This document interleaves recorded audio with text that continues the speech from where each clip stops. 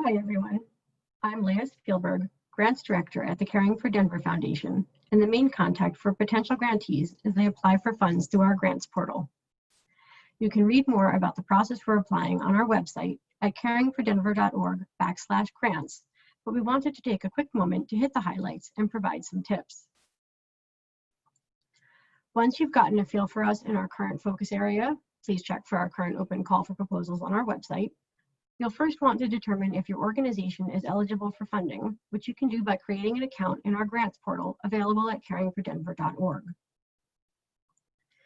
It's important to note that Caring for Denver will not fund individuals, for-profit organizations, fundraising events, capital campaigns or endowments, organizations that practice discrimination of any kind, and right now, we are also not taking requests for general operating support or for capital projects. Once you've confirmed eligibility, you'll want to register and begin an application for the current call for proposals.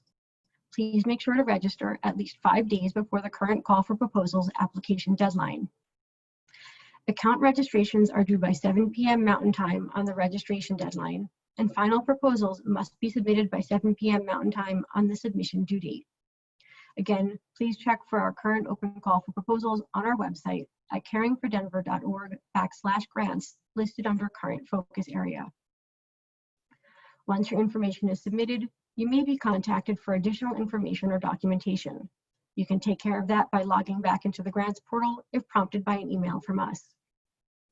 Please find more information on the process at caringfordenver.org/grants and reach out with any questions to me directly by email, leah@caringfordenver.org. That's LEAH@caringfordenver with the number 4.org. For more information and answers to commonly asked questions, the FAQ on our website is a helpful resource. You can find it at the grants page of our website under Grants FAQ. It covers many topics, including information on our residency requirements for participants in grantees programs and our rule on supplanting funds.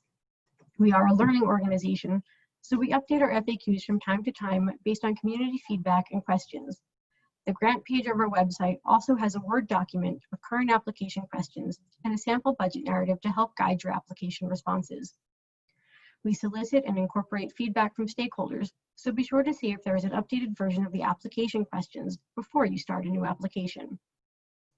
Let's dive into some of our most frequently asked questions to assist you as you approach this process. The first question we often receive is around what it means to serve City and County of Denver residents.